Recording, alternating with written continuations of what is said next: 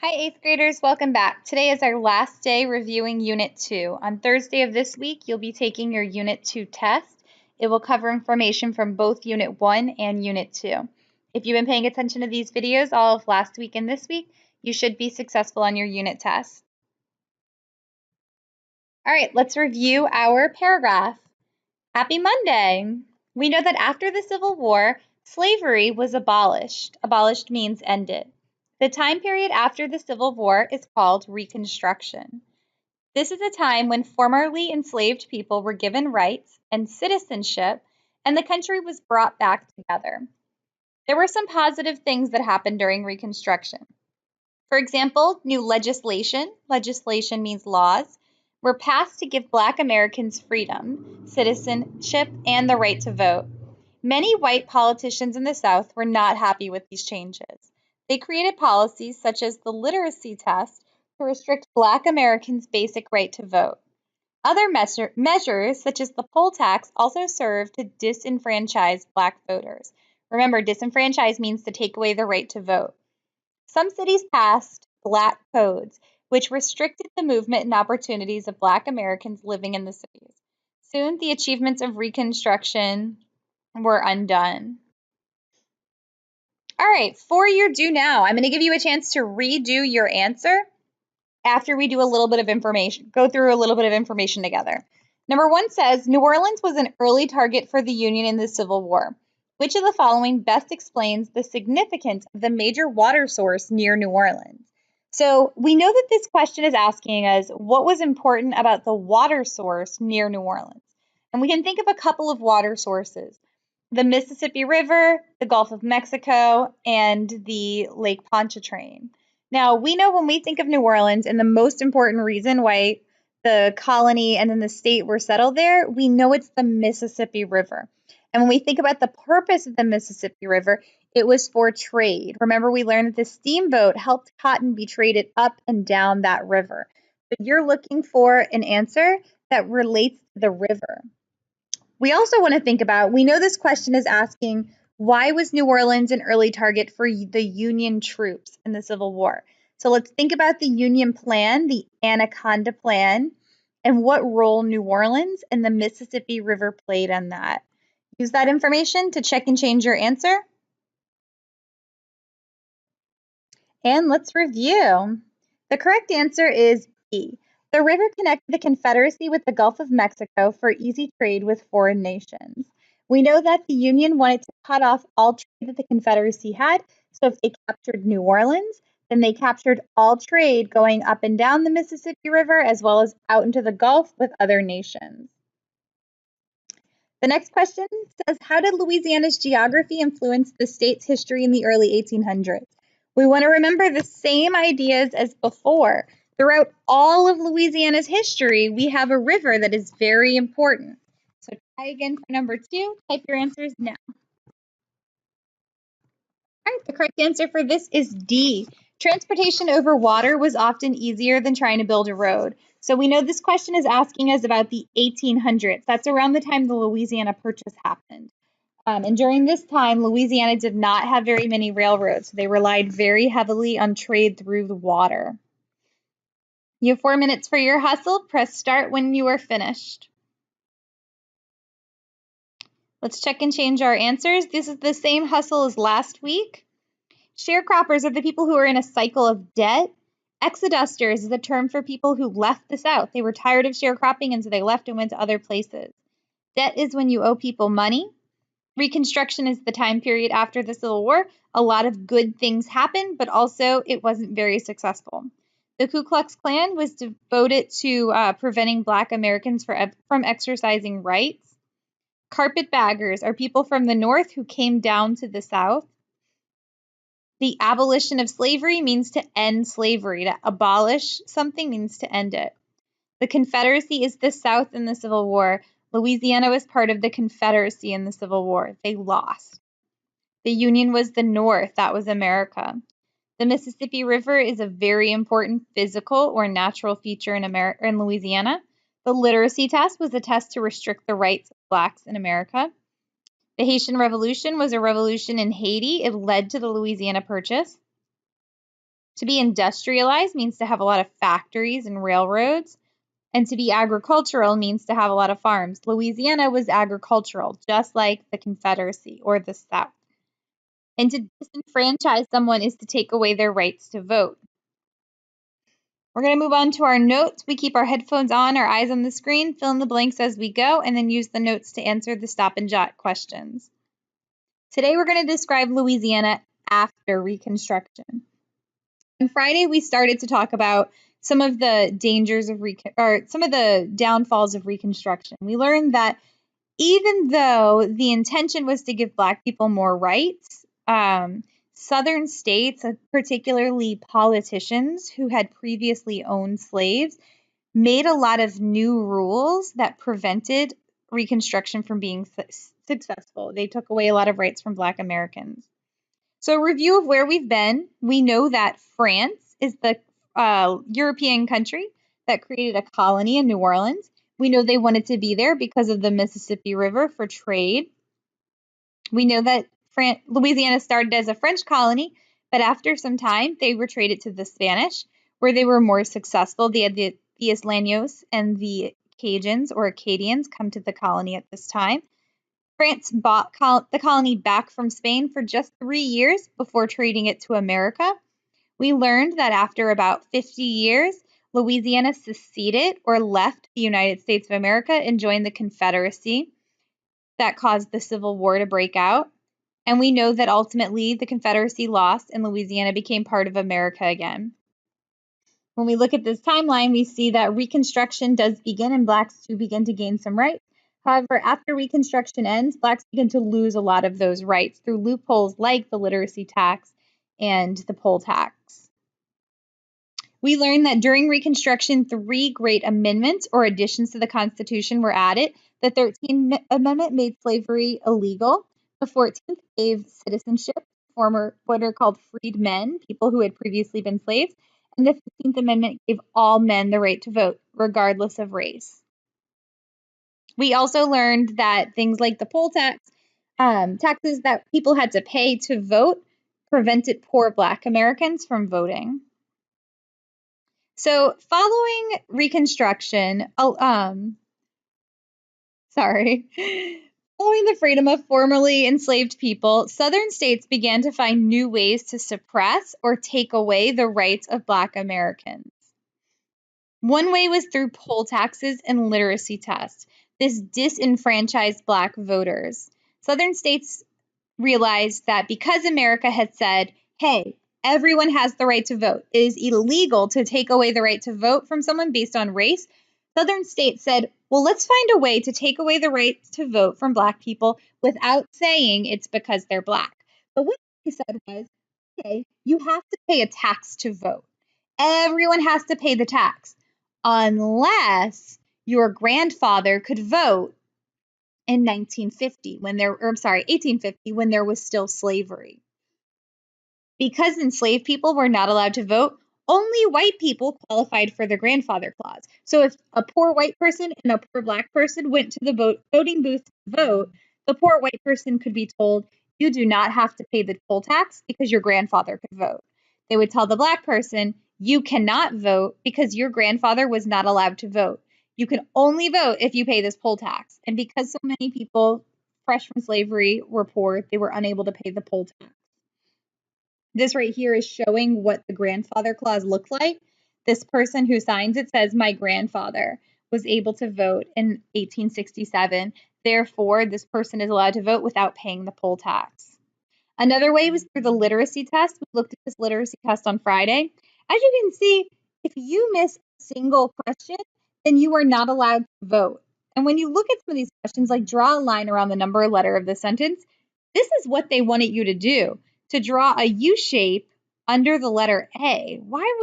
That doesn't even make sense.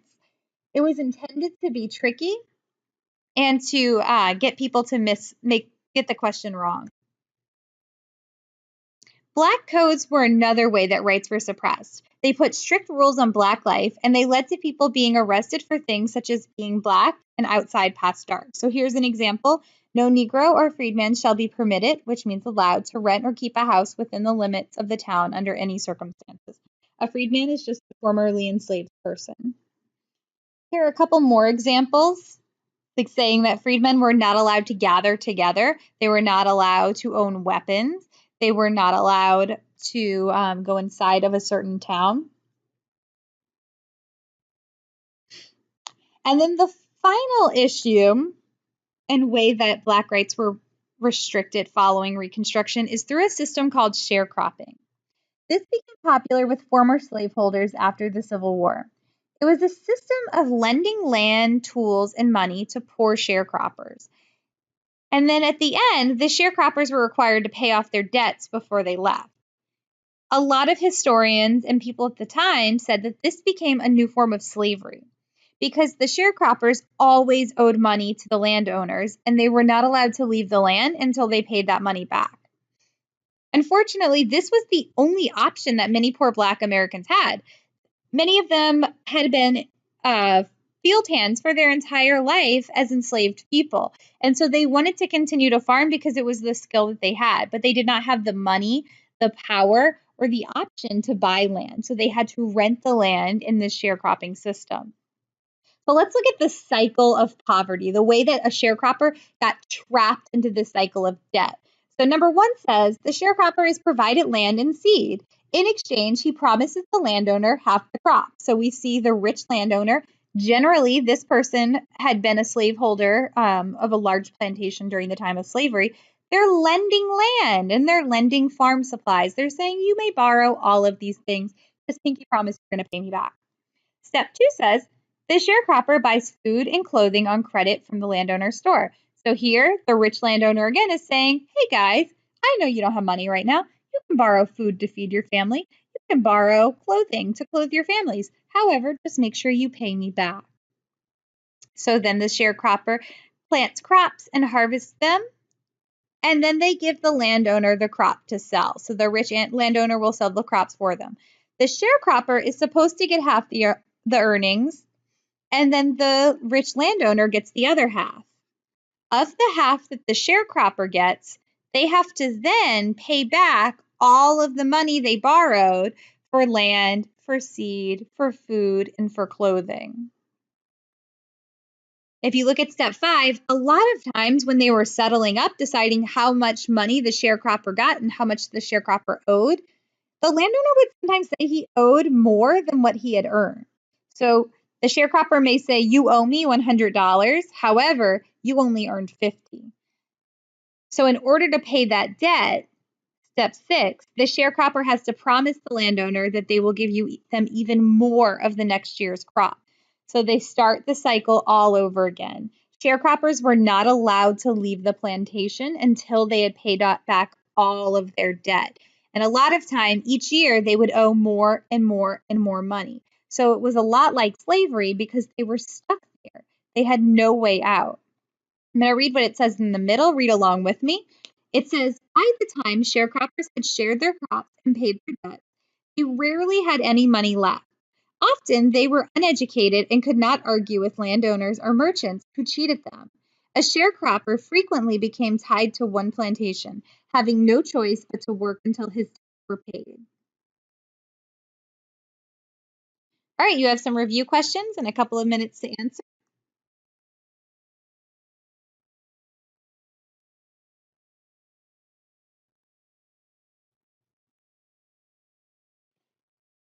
All right, we're going to put the following events in chronological order, and we're going to do one together. So what you're doing is putting the events at the earliest on top and then putting the rest down below it. So the earliest event of these options is E. The slave trade and enslaved labor on cotton plantations reaches its peak. So E is talking about the antebellum period. You are now going to put the next event in the next box, and then the next and the next, the next, the next.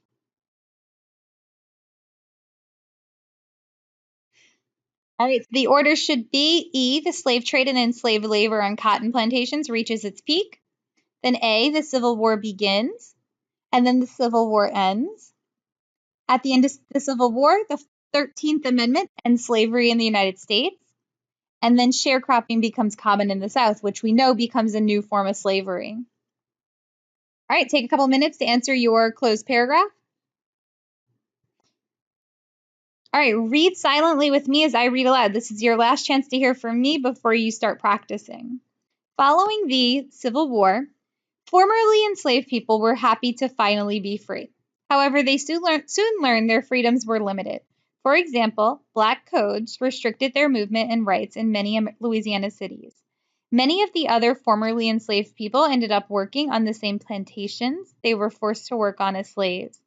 They rented land and tools from a wealthy planter and were expected to pay them back with the crops grown. However, if a tenant was unable to pay back the full debt, they were forced to work the land until it was paid off. This was known as sharecropping.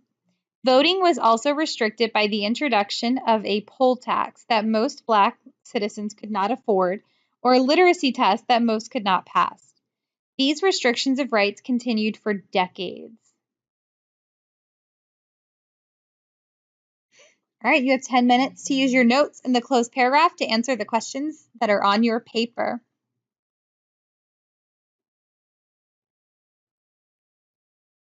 All right, let's check our answers. What is a poll tax? That was a tax that poor citizens had to pay in order to vote. It was intended to restrict the rights to vote.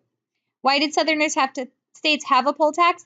They did it to restrict the rights of Black Americans from voting. What is sharecropping? That is the system of former enslaved people or freedmen borrowing land and tools from landowners. It was a cycle of poverty where they were not able to leave the plantations. Why did the sharecropper usually owe more money than they made at the end of the year? They usually owed more money because they borrowed everything from the landowner. And sometimes the landowner would lie about how much money they owed. Why do people argue that sharecropping was another form of slavery? It's because they were not able to leave the land until they had paid off all their debts. But because of the way the system works, they were usually never able to pay off their debts. And then why didn't freedmen choose to do a different job? They did not choose to do a different job because they did not have the opportunities or the options. They had very few options at this time, so they were forced into these positions. All right, you have 10 minutes to use the note for the closed paragraph to answer the questions that are popping up on your screen.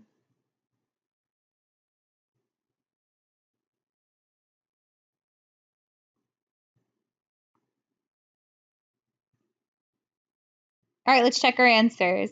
Jim Crow laws and groups such as the Knights of the White Camellia, which is another word for the KKK, contributed to B, political and social oppression of African Americans in Louisiana. After the Civil War, the sharecropping system emerged in the South primarily as a way to B, provide labor and supply to plantation owners. So the plantation owners liked sharecropping because they were able to still get very cheap labor like they did during slavery. And we know that a lot of freedmen were forced into these jobs as tenant farmers because they did not have the opportunities. Number 3, following the Civil War, many Southern states enacted black codes to C, restrict the rights of formerly enslaved people. Black codes, literacy tests, poll taxes were all done to restrict the rights that freedmen have. And number 4, the poll tax, the literacy test, and the actions of the Ku Klux Klan were all attempts to limit the effectiveness of the 14th and the 15th Amendment. Remember, the 14th gives citizenship to all Black citizens, and the 15th gives all Black people the right to vote. All right, close out this egg puzzle and open up Illuminate. You have an exit ticket called Post-Reconstruction Review Exit Ticket. Exit scores are entered as a grade. If you do not do it, it is a 0.